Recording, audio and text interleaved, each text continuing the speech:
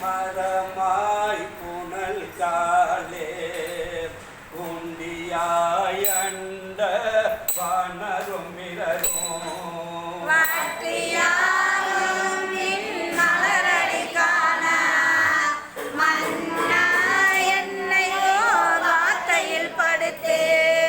பற்றினாய் பதையேன் மனமிக உருகேன் பருகிலேன் பரியா